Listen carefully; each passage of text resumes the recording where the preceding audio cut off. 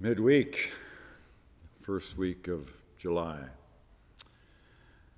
We asked the question, looking at Psalm 4, what fills our hearts and minds?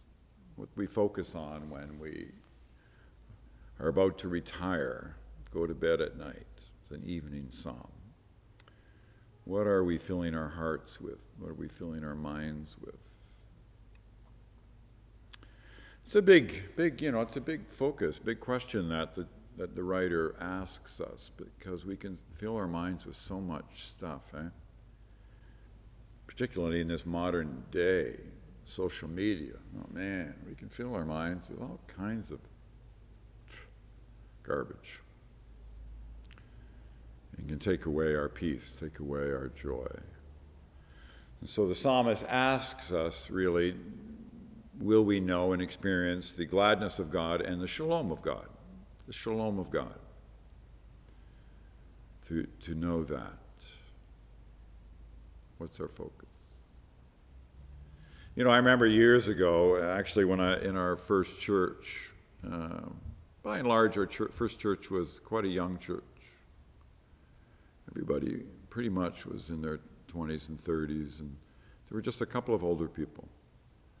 And I remember driving up one morning, and one of the older individuals was speaking to a friend of mine who really struggled with anxiety.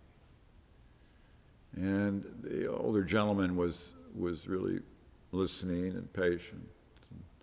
But finally he says to him, "Hey man, you got to let God be God." I remember that. Outside, summer morning. You got to let God be God, man. What he meant by that was focus on him instead of all the turbulence and all the anxiety. Let God be God. Do we trust in him or not? Depend on him. And my friend there was heard that, and he was kind of taken back by it. And, it made an impression upon him. Didn't always get rid of his anxiety, but he made more of an effort to keep coming and trusting in God. Let God be God. And so what is going on in your life right now this week where, you have challenges, you have circumstances that are kind of tossing about like a boat on wavy water, you're being bounced around like a cork. James uses that illustration. Well, will we let God be God? Let Christ be Christ. Let the Spirit be the Spirit. So the Trinitarian God is with you and with me internally. And that can make a big, big difference if we will let his presence fill us. Trust in him, depend on him, lean on him. Let God be God.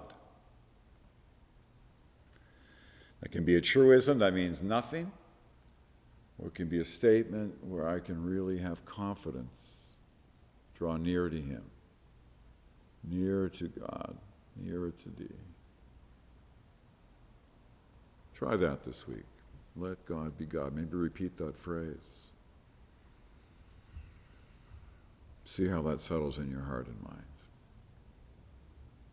See you later. Amen.